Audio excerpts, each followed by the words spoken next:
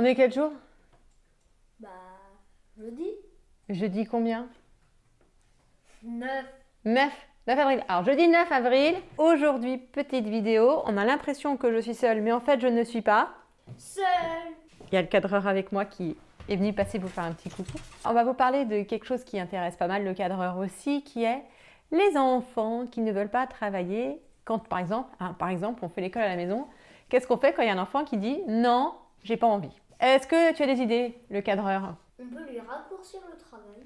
Par exemple, au lieu de tout écrire, on entoure juste la bonne réponse, par exemple. Voilà. Alors, je ne sais pas si c'est la même chose chez vous, mais ici, les enfants qui ont du mal ont notamment du mal à écrire. Ils n'aiment pas écrire. Le côté challenge intellectuel de travail, ça t'intéresse, mais ils n'aiment pas écrire.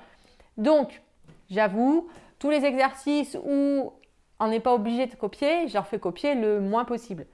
Bien sûr, sur des exercices de français où il faut recopier la phrase en changeant le verbe, des choses comme ça, je dis faire copier tout parce qu'il faut la phrase pour comprendre, mais on trouve pas mal d'exercices de mathématiques où il faut juste souligner, entourer, donner la réponse, etc.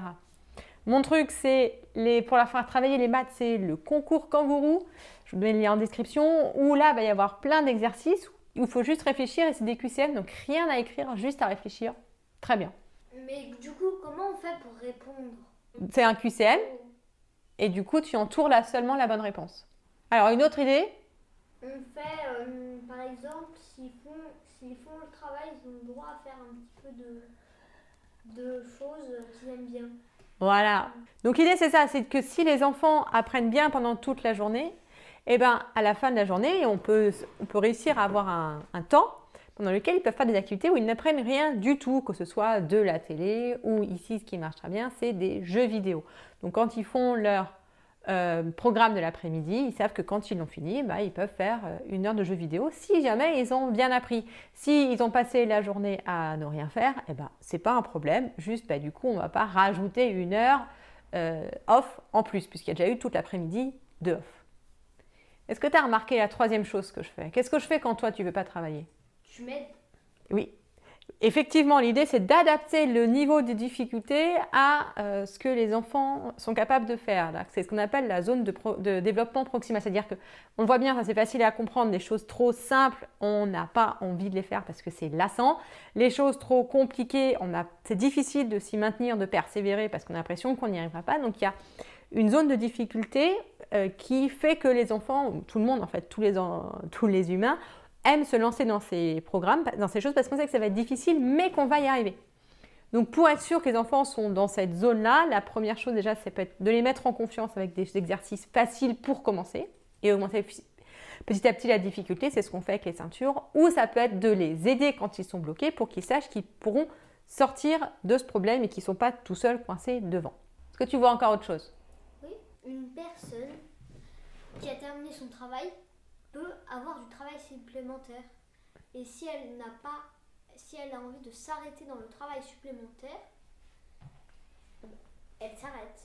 Ce que j'essaye moi plutôt de faire à la maison, c'est de dire on va travailler non pas en termes de choses à faire, mais plutôt au maximum en termes de temps. C'est-à-dire qu'on a 1 heure de maths, 1 heure de français. Les enfants font ce qu'ils peuvent. Plus ils en font, plus ils sont contents. Puis surtout, on a des ceintures, des tampons qui font dire les choses. Mais une fois que c'est fini. Donc les enfants savent qu'il y a 1 heure de fin et ils ne sont pas coincés devant leur exercice. Ça commence, mais ils savent aussi que ça finit. Et enfin, la dernière astuce qui n'est pas vraiment une astuce, qui est vraiment plus un principe que les enfants n'ont peut-être pas repéré et qui est assez simple, je vais vous le donner. Attention, si les enfants ne veulent pas travailler, il suffit de ne pas les faire travailler, c'est-à-dire les laisser faire en fait. Ça paraît assez contre-intuitif, on a l'impression que si on les laisse, ils vont rien faire pendant des semaines, etc. Et en fait, l'être humain est plutôt quelqu'un qui aime apprendre. Donc moi, ce que je fais quand les enfants ne veulent pas, eh bien c'est pas grave, ils ont une journée blanche. Dans une journée blanche, bah, du coup, on ne fait pas l'école à la maison, mais on ne fait non plus aucune des activités qui font apprendre. L'enfant décide de faire une pause d'apprentissage.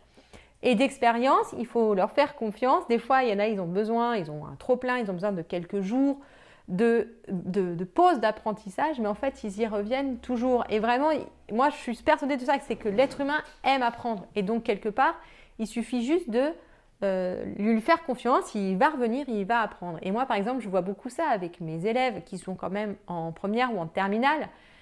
ils auraient dû être contents qu'il n'y ait pas de bac et en fait, ils sont tous très déçus.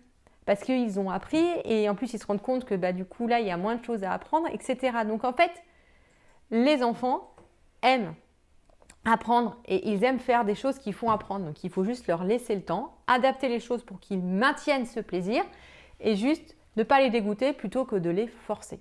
Donc si je peux résumer en une seule phrase, si vous voulez que vos enfants avancent dans leur programme scolaire, il vaut mieux ne pas essayer de les pousser en les accélérant, mais plutôt au contraire juste arrêter de les freiner, les laisser se motiver tout seuls et ils y arriveront d'une manière ou d'une autre à un moment. Voilà, j'espère que cette vidéo vous a plu. Si c'est le cas, mettez un pouce bleu, abonnez-vous, notifications, tout ça pour être au courant des dernières.